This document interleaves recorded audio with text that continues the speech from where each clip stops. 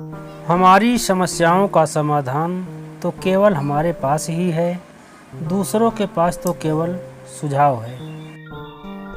Hello दोस्तों, नमस्कार। जूनागढ़ नाम के शहर पर चंद्रगुप्त नाम का राजा राज्य करता था।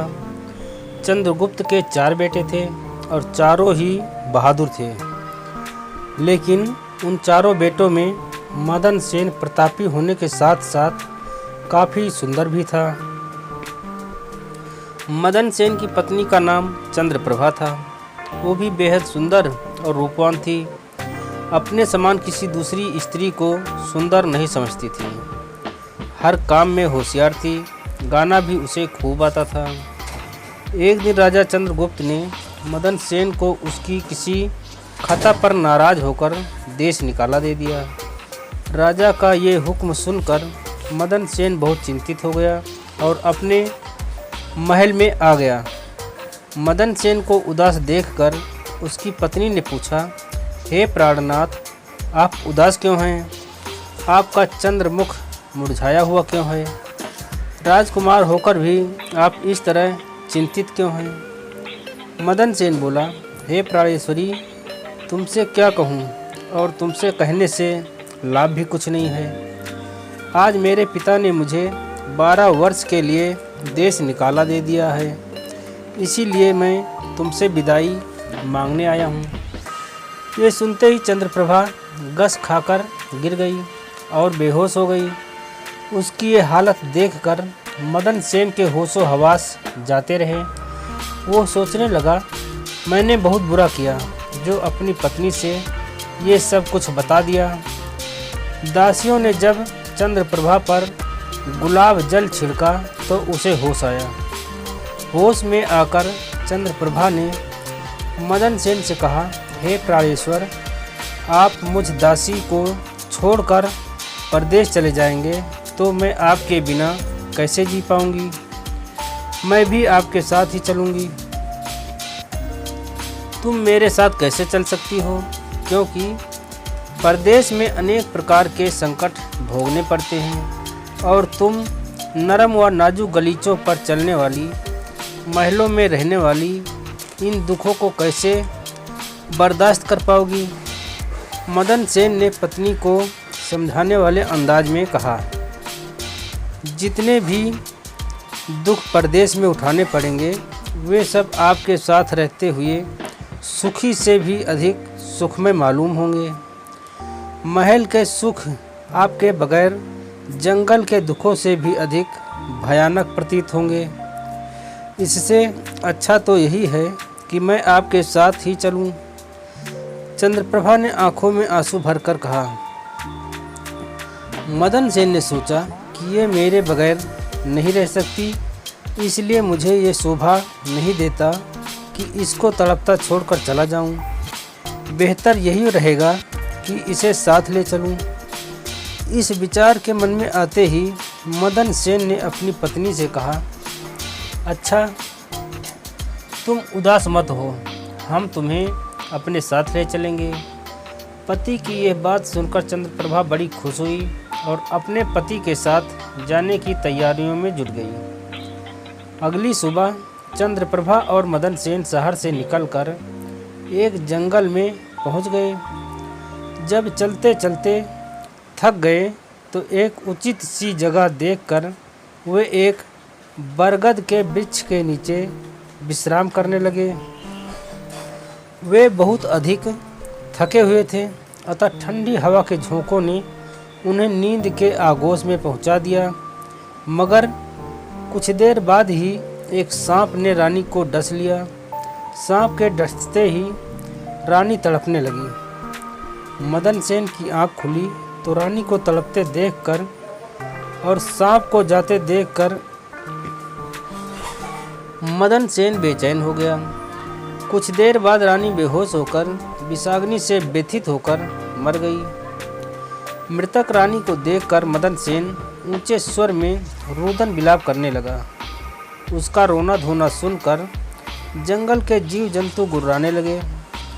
मदन सेन ने मन में सोचा, जब जीवन संगिनी ही मर गई तो मैं अब जीकर क्या करूँगा? इसी जंगल में प्राण त्याग दूंगा। मन में यह विचार आते ही वो रानी की लाश के पास से उठा और जंगल से लकड़ियाँ इकट्ठी करने लगा। वो रो रो कर कहता जाता था कि रानी की चिता में मैं भी जल कर मर जाऊंगा। संयोगवश उसी जंगल में महादेव पार्वती पृथ्वी लोक का भ्रमण करते हुए वहां आ पहुँचे। माता पार्वती ने जब मदन सेन के रोने की आवाज़ सुनी तो उन्हें उस पर बड़ी दया आई। उन्होंने महादेव से कहा, हे प्रभु, कोई मानो हृदय विदारक स्वर में रो रहा है। उसके रोने से मेरा हृदय कांपता है। आप उस पर दया करके उसका दुख दूर कीजिए। पार्वती की बातें सुनकर महादेव ने कहा, हे प्रिय, मैं तुम्हें इसीलिए अपने साथ नहीं ला रहा था क्योंकि पृथ्वी पर हर प्रकार के दुखी मनुष्य हैं। हम किस किस का दुख दूर करेंगे। इस पर पार्वती ने कहा, हे स्वामी, कुछ भी हो आपको इसका दुख दूर करना पड़ेगा। पार्वती की बात सुनकर शिव जी पार्वती को अपने साथ लेकर वहां आए जहां मदन सेन करुण विलाप कर रहा था। शिव जी ने मदन सेन से पूछा, तू क्यों रो रहा है? तुझको क्या दुख है? आप मेरा दुख क्या जाने, इसमें अपना दुख कहने की भी शक्ति नहीं है। जी चाहता है कि मैं ये धरती फट जाए और मैं इसमें समा जाऊं। मदन सेन ने काफ़ी दुखी स्वर में कहा। मदन सेन की ये बातें सुनकर शिव जी को भी उस पर दया आ गई और उन्होंने उससे कहा, तू हमसे अपना हाल कह। तब मदन सेन ने उनसे कहा, महाराज, मैं जूनागढ़ के राजा चंद्रगुप्त का बेटा हूँ। मेरे पिता ने मुझको देश निकाला दे दिया है, इसलिए मैं और मेरी पत्नी इस जंगल में आ गए।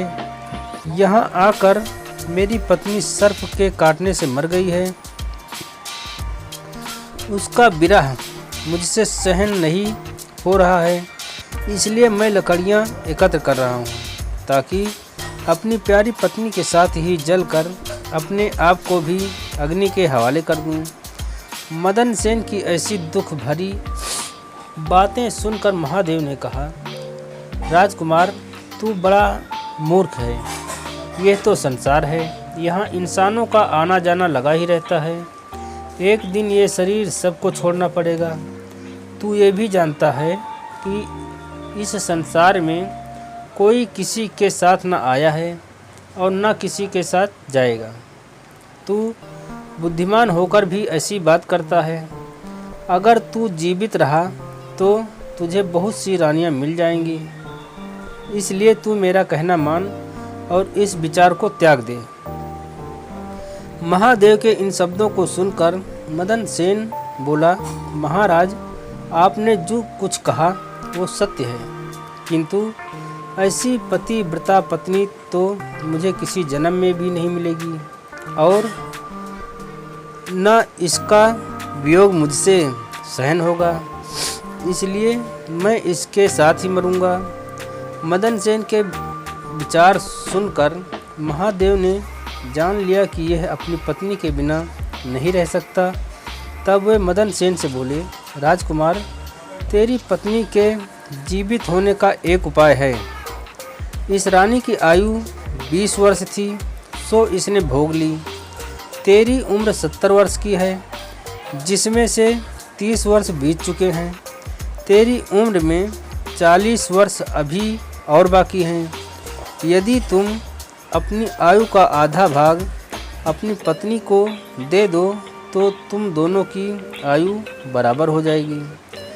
यदि यह बात तुम्हें स्वीकार है तो रानी अभी जीवित हो जाएगी। महादेव की बात सुनकर मदन सेन ने कहा, मुझे स्वीकार है प्रभु, स्वीकार है। अब मदन सेन के हाथ में पानी देकर उससे 20 वर्ष आयु देने का संकल्प लिया और रानी के हाथ पैरों पर पानी डालने से पूर्व मदन सेन से कहा, इसमें एक रहस्य की बात है। जब तुम्हें रानी की आवश्यकता ना हो तो यह संकल्प वापस भी ले सकते हो, ज्यों ही संकल्प वापस लोगे रानी मर जाएगी, परंतु सावधान, रानी से ये बात मत कहना, किसी समय यह बात तेरे काम आएगी। ऐसा कहकर रानी पर जल छिड़क कर महादेव पार्वती वहाँ से अंतर्ध्यान हो गए। रानी उसी समय उठकर बैठ गई और बोली, प्रिय, आज तो मैं बहुत सोई, आपने मुझे जगाया क्यों नहीं? तुम थकी मांदी थी, इसी कारण मैंने तुम्हें नहीं जगाया। मदन सेन ने सब बातें छिपाते हुए कहा। आप अब वो दोनों फिर आगे चल दिए। काफ़ी दिन बाद उन्हें एक बहुत सुंदर स्थान दिखाई दिया। वहाँ एक फ़कीर की कुटिया थी। जब वे दोनों वहाँ पहुँचे तो उन्होंने देखा कि एक सुंदर नौजवान फ़कीर तकिया लगाए बैठा हुक्का पी रहा है। वे दोनों थके हारे थे। फ़कीर के पास बैठ गए। उसी समय राजकुमार ने रानी से कहा, रानी, हमें प्यास लगी है, हमें कुएं पर जाकर पानी पी कर आते हैं। अगर तुम्हें भी प्यास लगी हो तो तुम्हारे लिए भी ले आएं। यह सुनकर रानी ने कहा, मैं तो प्यासी नहीं हूँ, आप जाकर पी आएं। रानी का जवाब सुनकर मदन सेन डोल रस्सी लेकर कुएं पर पानी पीने चला गया। जब मदन सेन पानी पीने गया तो चंद्रप्रभा और फ़कीर की निगाहें चार हुई। चंद्रप्रभा उसी क्षण उस फ़कीर पर आशिक हो गई। चंद्रप्रभा फ़कीर से बोली, फ़कीर साहब, आप तो यहाँ बड़े मौज से रहते हैं, आप भी यहाँ रहो और ऐश करो। फ़कीर ने कहा, फ़कीर साहब, आपके साथ रहने को दिल तो कर रहा है, मगर मेरा पति मेरे साथ है, इसीलिए मैं आपके साथ किस प्रकार रह सकती हूँ। चंद्रप्रभा ने फ़कीर के सामने अपनी असमर्थता प्रकट करते हुए कहा, किसी तरह अपने पति को कुएं में धकेल दो, फिर हम ऐश करेंगे। फ़कीर ने उपाय सुझाया। फ़कीर की बात सुनकर चंद्रप्रभा ने कहा, ठीक है, मैं ऐसा ही करूँगी। इतने में मदन सेन पानी पीकर रानी के पास आया तो रानी कहने लगी, मुझे भी अब प्यास लग आई है, कुएं पर चलकर मुझे भी पानी पिला लाओ। मैंने तुमसे पहले ही पूछा था, तब तुमने मना कर दिया था। खैर, तुमको अगर प्यास लगी है तो मैं अभी पानी लेकर आता हूँ, मदन सेन ने कहा। जब मदन सेन पानी लेने चला तो रानी भी उसके साथ साथ चल दी और कहने लगी, मैं भी तुम्हारे साथ चलती हूँ। बेचारा मदन सेन तो उसके प्रेम में पागल था। उसको मालूम नहीं था कि यह मेरे प्राण लेने चल रही है। सच है, स्त्रियों को देवता भी नहीं जान सकते तो मनुष्य तो चीज़ ही क्या है।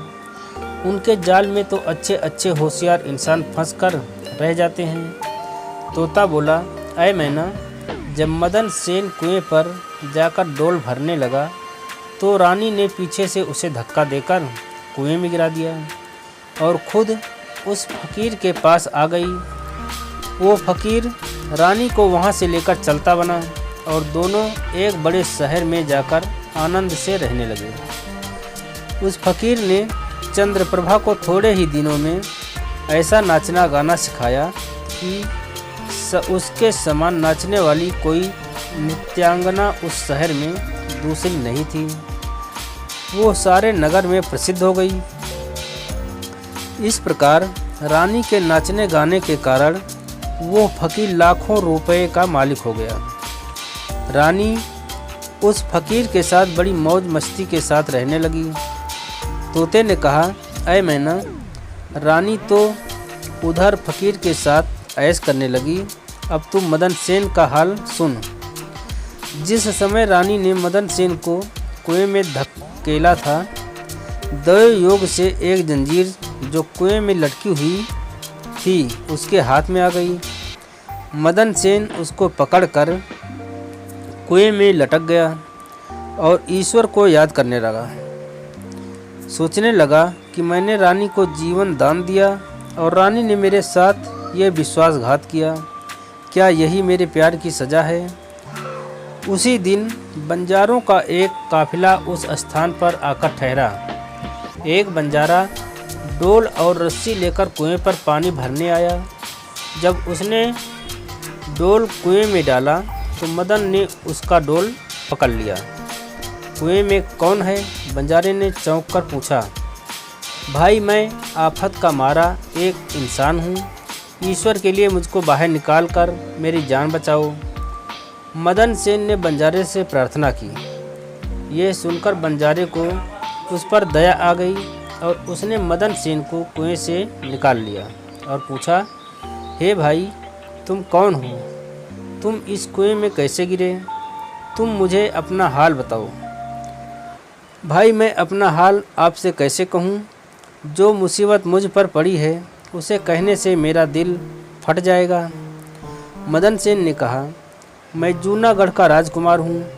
मेरे पिता ने मुझे देश निकाला दिया था तो मैं अपनी प्यारी पत्नी को लेकर एक जंगल में जा पहुँचा। मैं और मेरी पत्नी एक दूसरे को बहुत प्रेम करते थे। जंगल में एक सांप ने मेरी पत्नी को काटा और उसकी मृत्यु हो गई। जब मैं विलाप कर रहा था तो महादेव और पार्वती ने मुझ पर दया की और मेरी आयु के आधे वर्ष मेरी पत्नी को देकर उसे जीवित कर दिया। हम इस जंगल से आगे चल पड़े। कुछ दिन बाद इस जंगल में पहुँचे। यहाँ एक फ़कीर का डेरा था। मुझे प्यास लगी थी। मैं पानी पीने चला गया। जब वापस गया तो मेरी पत्नी ने कहा कि मुझे भी प्यास लगी है, पानी पिला लाओ। यह कहकर वो भी मेरे साथ उस कुएं पर आ गई। जब मैं कुएं में पानी निकाल रहा था तो उसने मुझे पीछे से धक्का दे दिया और संयोगवश एक जंजीर जो कुएं में लटक रही है वो मेरे हाथ में आ गई, जिससे मैं कुएं में डूबने से बच गया। जब आप आए तो मैंने आवाज़ दी, जिसे सुनकर आपने मुझे वहां से निकाल लिया। मदन सेन ने दुखी मन से सारा वृत्तांत उस बंजारे से कह दिया। अपनी व्यथा सुनाकर मदन सेन चुप हो गया। बंजारा उसकी नेकी और रानी की करतूत सुनकर अफसोस करते हुए कहने लगा, त्रिया चरित्र जाने नहीं कोई, खसम मार कर खुद सती होए। यह कहकर बंजारे ने मदन सेन को सीने से लगा लिया और बोला, तुम किसी प्रकार की कोई चिंता न करो। भगवान बड़ा दयालु है, वो सब भला करेगा। यह कहकर उसने मदन सेन से पुनः कहा, अगर चाहो तो तुम हमारे लश्कर में हमारे साथ रह सकते हो। मदन सेन ने उसके साथ रहना स्वीकार कर लिया। संयोगवश बंजारों का वो लश्कर कुछ दिनों के बाद उसी शहर में आया जिसमें रानी चंद्रप्रभा और वो फकीर रह रहे थे। उस शहर को देखकर मदन सेन ने बंजारे से कहा, भाई, मेरी इच्छा कुछ दिन इस शहर में रहने की है। यदि आपकी आज्ञा हो तो कुछ दिन मैं इस शहर में बिताऊं। आपकी जैसी मर्जी हो आप वैसा करें, मुझे कोई आपत्ति नहीं है। मदन सेन की बात सुनकर बंजारे ने कहा। मदन सेन बंजारे से विदा होकर शहर में आया और वो किसी काम की तलाश में घूमने लगा।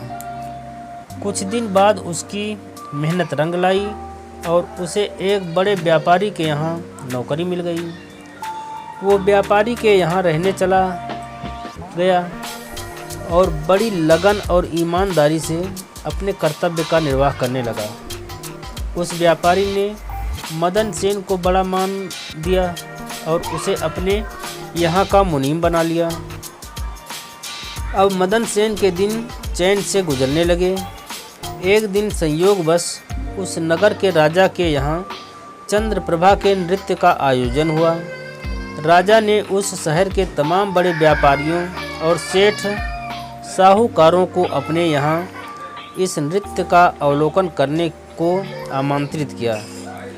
जिस दिन चंद्रप्रभा का नृत्य था, शहर के सारे व्यापारी और सेठ साहूकार राजा के यहाँ पहुँचे। सेन ने भी रानी के नृत्य और गायन की बड़ी तारीफ सुन रखी थी। उसने अपने मन में सोचा कि इस नर्तकी का नृत्य अवश्य देखना चाहिए। यही सोचकर मदन सेन भी राजा के यहाँ जा पहुँचा। रानी साज श्रृंगार करके नृत्य करने के लिए खड़ी हो गई। उस समय वो अप्सरा के समान सुंदर लग रही थी। मदन सेन अपने मालिक के पास बैठा था। रानी ने नृत्य शुरू किया और एक ठुमरी उसने उस महफिल में गाई। चंद्रप्रभा ने ऐसे ऐसे कई राग बड़े ही सुंदर ढंग से अपनी सुरीली आवाज़ में गाए, जिन्हें सुनकर महफिल के सब लोग वाह वाह करने लगे। राजा से लेकर प्रजा तक सबने उसे ढेरों इनाम दिए। मदन सेन ने भी अपने हाथ की अंगूठी, जिसमें हीरा जड़ा हुआ था, उतार कर रानी चंद्रप्रभा को भेंट दी। रानी चंद्रप्रभा ने अंगूठी पहचान लिया और मन ही मन में कहने लगी, बड़ा गजब हो गया, कमबख्त मेरा पति तो जिंदा है और यहाँ आ पहुँचा है। अब ये मुझे जिंदा नहीं छोड़ेगा, इसलिए कुछ ऐसा उपाय करना चाहिए जिससे कि ये मारा जाए। फिर उसने अपने दिल में एक उपाय सोचा कि इससे बेहतर और कोई उपाय नहीं हो सकता कि एक तड़पती कड़कती रागनी गाऊं और राजा को रिझाऊं, और जब राजा खुश हो जाए तो राजा से उसे मरवाने की आज्ञा ले लूं। ये बात अपने मन में सोचकर रानी चंद्रप्रभा ने लचकती हुई रागनी गाना शुरू की। रानी की इस बसंत की बहार को सुनकर राजा बहुत खुश हुआ। वो चंद्रप्रभा से बोला, हम तुझसे बहुत प्रसन्न हैं, बोल क्या मांगती है, जो कहेगी तुझे मिलेगा। आप यदि मुझ पर प्रसन्न हैं तो पहले आप वचन दीजिए कि मैं जो भी मांगूंगी आप मुझे देंगे। रानी ने राजा को वचनबद्ध करना चाहा। चंद्रप्रभा की बात सुनकर राजा ने चंद्रप्रभा को वचन दे दिया। तब चंद्रप्रभा ने राजा से कहा, आपकी इस सभा में मेरा एक चोर है, उसको आप इसी समय मरवा दीजिए। चोर को मेरे सामने लाओ, राजा ने तुरंत कहा। तब रानी ने मदन सेन का हाथ पकड़ा और उसे राजा के सामने ले आई। इसे जल्लादों के हवाले कर दो, राजा ने सिपाहियों को आदेश दिया। यह सुनकर जल्लाद मदन सेन का हाथ पकड़कर उसे मारने के लिए ले जाने लगे। इस समय मदन सेन का मालिक व्यापारी घबरा कर मदन सेन के पास आया और पूछा, तूने इस नर्तकी का क्या चुराया है, जिस वजह से तुझे मरवाना चाहती है। मदन सेन ने अपने मालिक से कहा, मैंने इसका कुछ नहीं चुराया, बस तुम इस राजा को मेरी दो बातें सुन लेने के लिए राजी कर लो तो मेरी जान बच जाएगी। मदन सेन का मालिक ये सुनकर अपने साथी व्यापारियों और साहूकारों के पास आया और उन सब से मशवरा किया। उसने कहा, मित्रों, या तो राजा न्याय करे वरना हम सब इस शहर को छोड़कर चले जाएंगे। यह सलाह मशवरा करके सारे व्यापारी राजा के पास आए और कहने लगे, राजा साहब, हमारा मुनीम निर्दोष ही मारा जा रहा है। वो कहता है कि राजा ने मुझे मारने की आज्ञा दी है, सो मुझे भी उस राजा की आज्ञा से मरना स्वीकार है, लेकिन मेरी दो बातें सुन ली जाएं। राजा ने व्यापारियों की बात सुनकर कहा, मुनीम को लेकर आओ। व्यापारी मदन सेन को लेकर राजा की सेवा में उपस्थित हुए। राजा बोला, तुम जो कुछ कहना चाहते हो वो मेरे सामने कहो। मैंने क्या दोष किया है जिसके कारण आपने मेरी हत्या की आज्ञा दी है। मदन सेन ने पहला प्रश्न किया। तू इस नर्तकी का चोर है, राजा ने कहा। यह सुनकर मदन सेन ने कहा, मैं इस वेश्या का चोर नहीं हूँ, मैं इस उल्टा स्त्री का पति हूँ। ये मुझे कुएं में धकेल कर एक फ़कीर के साथ चली आई है। महाराज, मैं इस झूठे को क्या जानूं कि ये कौन है? ये तो बस मेरा चोर है। चंद्रप्रभा ने बात को बिगड़ते देख कर कहा, राजा साहब, अगर ये मेरी पत्नी नहीं है तो जो कुछ चीज़ मैंने इसे रास्ते में दी थी, ये मेरी वो अमानत मुझे लौटा दे। मदन सेन ने रानी की तरफ घृणित नज़रों से देखा। मुझे स्वीकार है। रानी ने तुरंत स्वीकार कर लिया। अच्छा, अपने हाथों में पानी ले। मेरा तेरा न्याय इसी सभा में ही होगा। पानी लेकर कहे कि जो वस्तु इसने मुझे रास्ते में दी है वो मैं आज इसे वापस करती हूँ। मदन सेन ने कहा। रानी ने अपने हाथ में पानी लेकर कहा, जो वस्तु इसने मुझे रास्ते में दी थी वो मैं आज इसे वापस करती हूँ। यह कहकर रानी ने जैसे ही अपने हाथ का पानी छोड़ा वैसे ही रानी के प्राण पखेरु उड़ गए। यह देखकर सभी लोग आश्चर्यचकित रह गए। राजा ने घबराकर मदन सेन से कहा, यह क्या हुआ? इसका कारण सही सही मेरे समक्ष कहो। तब मदन सेन ने अपने बारे में राजा को बताना प्रारंभ किया और अपने देश निकाला दिए जाने से लेकर अब तक का सारा हाल सबके सामने कह सुनाया। ये सारी बातें सुनकर राजा ने मदन सेन को अपने सीने से लगा लिया और उसने अपनी बेटी की शादी मदन सेन के साथ कर दी और उस फकीर को फांसी का हुक्म दिया। तोता बोला, ऐ मैना, जब से मैंने ये दास्तान सुनी है मैं भी स्त्रियों से घृणा करता हूँ और इसी कारण मैंने आज तक दूसरी शादी नहीं की। मैना बोली, ऐ तोते, तूने बात सच्ची कही है, लेकिन ये भी सच है कि पुरुष अधिक निष्ठुर होते हैं। स्त्री तो 100 में से 1-2 ही चरित्रहीन या निष्ठुर हैं। यदि तू मेरी इस बात को झूठी समझता है तो मैं तुझे एक दास्तान सुनाती हूँ, ध्यान लगाकर सुन। आगे की कहानी बहुत जल्द लेकर आपसे मुलाकात होगी। तब तक के लिए नमस्कार, जय हिंद, वंदे मातरम।